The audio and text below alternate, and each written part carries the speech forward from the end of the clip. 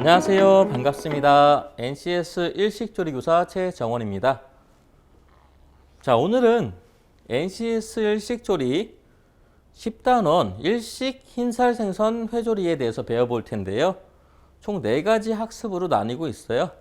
곁들임 준비하는 방법, 흰살회 손질하는 방법, 흰살회 썰기, 그리고 흰살회 담기 총 4가지로 나누고 있고요. 자, 하나하나씩 배워보도록 하겠습니다. 첫 번째 곁들임 채소 준비를 배울 텐데요. 자, 쯔마라고 나와 있어요. 쯔마는 그 일본 음식에서 겉에, 옆에 또는 겉에 도와주는 식재료라고 보시면 되는데 곁들이는 채소를 의미하고 있습니다.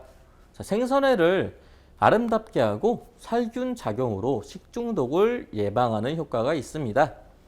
그리고 또 생선회에서 나오는 수분을 흡수하기도 하면서 입을 개운하게 만들어 다른 생선을 즐길 수 있도록 도와주는 곁들임 채소죠. 그 쯔마, 갱, 가라미의 3가지의 다른 유형의 재료를 사용했으나 최근에는 다 합해서 그냥 쯔마라고 통일하고 있습니다. 다양한 곁들임 채소를 볼까요? 이건 차조기입인데 말 그대로 이렇게 썰어서 준비하시면 되고, 무순도 끝을 잘라서 준비하시고, 당근 같은 경우에는 나비를 만들어 주시면 굉장히 아름답습니다. 자, 그리고 오이는 반으로 갈라서 이게 촘촘히 칼집을 넣어주시고 지그재그로 어슷하게 썰어주시면 완성이 되고요. 자, 레몬 같은 경우는 여러 가지 방법으로 사용하고 있고요. 레디시는 슬라이스해서 사용을 하시고, 무는 갱치시고, 당근도 갱치시고, 오이도 갱쳐서 사용하는 방법이 있습니다. 자, 그래서 우리가 이제 두 번째 양념과 고추냉이 준비에 대해서 배워볼 텐데요. 폰즈는 전 시간에 배웠듯이 우리가 감귤류의 가즙이라고 했잖아요. 폰즈라고도 하고 폰즈 쇼유, 간장에 섞은 소스라고 하기도 합니다. 자, 감귤류의 가즙을 사용해서 신맛의 조미료를 뜻하고요. 레몬, 라임, 능자, 유자, 연귤 등의 과즙에 식초를 첨가해서 맛을 일정하게 하고 저장성을 높인 것입니다. 자, 이 두 번째에 간장을 섞으면 폰즈 소유가 됩니다. 그래서 폰즈, 그리고 간장, 맛술, 청주, 다시마, 가다랑어포를 다 섞어서 10일 정도 상온에서 숙성을 하면 완성이 되는 게 바로 폰즈 소유라고 할 수 있겠습니다. 자, 토사주도 있는데요. 가다랑어포가 들어간 소스는 대부분 다 토사라는 이름을 붙여서 씁니다. 조미간장의 가장 대표적인 것이고, 간장에 맛술, 청주, 생수, 가다랑어포를 넣어서 끓여서 만듭니다. 자, 그리고 쇼가 닌니쿠 조유는, 쇼가는 생강을 뜻하고 닌니쿠는 마늘을 뜻해요. 말 그대로 생강과 마늘 맛이 나는 간장이라고 보시면 됩니다. 자, 생강과 마늘의 향과 맛을 가진 간장으로서 비린내가 강한 등푸른 생선이나 육회랑 잘 어울리는 간장입니다. 강한 향뿐만 아니라 짠맛과 강한 감칠맛이 쇼가 닌니쿠 조유의 특징이라고 볼 수 있겠습니다. 자, 그러면 흰살 생선을 오롯이를 어떻게 하는지 한번 알아볼게요. 자, 흰살 생선의 오롯이, 즉 써는 방법은 고마이 오롯이가 있고, 산마이 오롯이가 있고, 다이묘 오롯이가 있고, 마츠바 오롯이가 있어요. 고마이 오롯은 우리가 흔한 말로 5장뜨기라고 하는데 대부분의 넙치류를 잡을 때 5장뜨기를 합니다. 대표적으로 한국인이 가장 사랑하는 생선인 광어가 있겠죠. 중앙뼈를 중심으로 양쪽으로 떠서 뼈 포함 5장이 나오는 겁니다. 산마이 오롯이는 3장뜨기인데요. 우럭류나 도미류 또는 삼치류가 여기에 해당됩니다. 등에서 배 쪽으로, 다시 배에서 등 쪽으로 칼집을 내가지고 뼈를 두고 잘라서 뼈 포함 3장이 나오는 것이 3장뜨기입니다. 다이묘 오롯이는 3장뜨기와 비슷한데 꼬리 쪽에 칼집을 넣고 한 번에 머리 쪽으로 이동하는 거예요. 그래서 주로 연어류가 여기에 해당됩니다. 그리고 마츠바 오롯이는 다이묘 오롯이와 굉장히 비슷하지만 여기는 머리 쪽에서 꼬리 쪽으로 칼집을 쭉 가는데 꼬리 아가미를 살리고 꼬리 지느러미를 살려서 꼬리 쪽에 살이 떨어지지 않게 총 삼각형 모양으로 나오는 겁니다. 양쪽 다 썰었지만 살이 꼬리 쪽에 붙어 있어요. 그래서 그 모습이 마츠바가 솔잎이에요. 솔잎과 같다 그래서 마츠바 오롯이라고 부르고 있습니다. 자, 그러면 이 강어와 도미를 어떻게 숙성을 시키는지 한번 배워볼게요. 자, 강어와 도미를 숙성시키는 방법인데 제일 처음에 소금물을 차갑게 준비를 합니다. 3에서 3.5%의 소금을 넣습니다. 그래서 전처리한 강어와 도미의 살을 소금물에 넣어서 세척함과 동시에 삼투압 효과를 주는 거예요. 그래서 채를 사용해서 살을 건지고 키친타올을 이용해서 물기를 완전히 제거를 해주시고요. 냉장 숙성을 하기 위해서 보관통 바닥에 마른 키친타올을 깔아주세요. 그래서 껍질 부분을 바닥으로 향하게 해서 담아주시면 되겠습니다.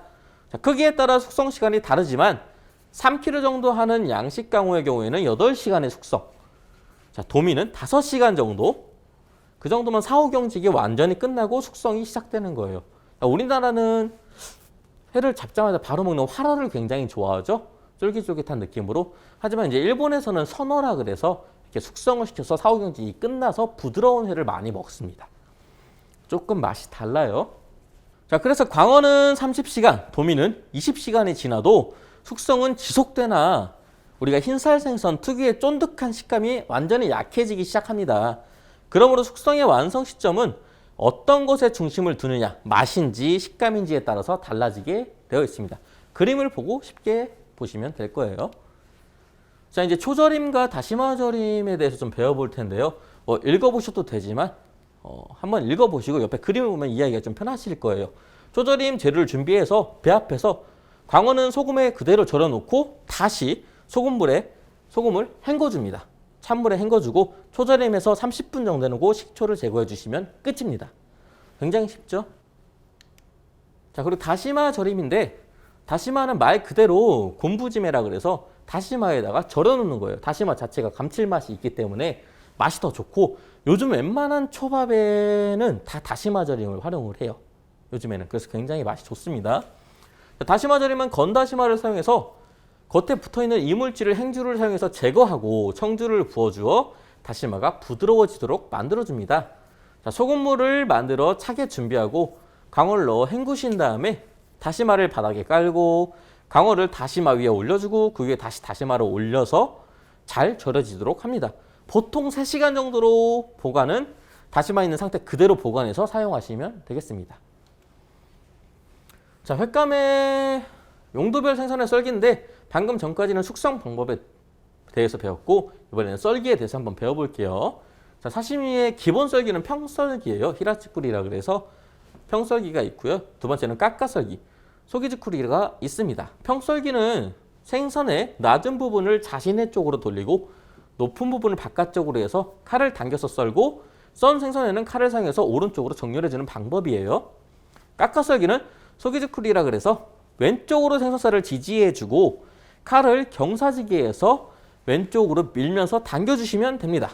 이 외에도 깎아썰기로 얇게 썬 우스즈쿠리가 있고 가늘게 썬 이토즈쿠리가 있고 파도 모양으로 사자나미 길이가 있습니다. 저 사자나미 길이는 문어초회 때 문어를 쓰는 방법이에요. 자, 봅시다.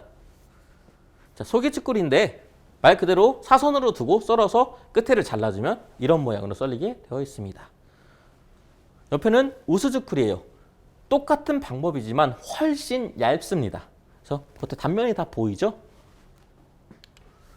자, 그리고 이건 평썰기, 우리가 히라즈쿠리라고 하죠. 말 그대로 낮은 부분이 나로, 높은 부분이 바깥쪽으로 둔 다음에 썰어서 오른쪽으로 정렬을 하는 방법입니다. 광어에서 가장 많이 쓰이죠. 자, 이거는 이제 이토즈쿠리라 그래서 얇게 편 썬 다음에 그대로 채 썰어주는 방법입니다. 자, 그래서 특선별 생선의 썰기와 초절임 및 다시마 절임 썰기인데 똑같은 방법이에요. 자, 껍질째 써는 방법에 대해서 한번 배워볼게요. 껍질은 두껍고 질겨서 생식하기 어려우나 영양적인 면이나 기호적인 측면에서는 굉장히 우수해요. 그래서 그걸 먹는 방법을 찾아냈어요. 껍질을 사용하기 위해서는 익혀서 먹는 과정이 필요해요. 칼집을 내주고요. 그래서 그 방법으로는 유시모즈 쿠리가 있고 야키시모 주쿠리가 있습니다. 자, 유시모즈 쿠리는 전처리가 끝난 도미살을 준비해 주시고요. 냄비에 물을 비등점까지 올라가도록 살짝 끓여주세요. 그리고 물이 빠질 수 있는 채를 준비하고 채 위에 도미살을 그대로 껍질이 위로 향하게 둡니다. 그 상태에서 껍질 위에 소금을 뿌려놓고 소창을 깔아놓은 다음에 그 위에 도미의 살이 익지 않도록 하기 위해서 재빠르게 뜨거운 물을 싹 부어주세요. 그 다음에 바로 준비된 얼음물에 넣어줍니다. 도미를. 그러면 껍질만 있고 살은 그대로 살아주거든요. 그래서 도미살이 충분히 식으면 건져서 물기를 제거해 주시고 껍질 부분을 위로 놓고 평 썰기 하셔서 준비를 하시면 되겠습니다. 자, 이거는 우리가 아까 말했던 야키시모즈쿠리인데 꼬챙이에 꽂아서 껍질을 불 위에서 그대로 구워주는 방법이에요.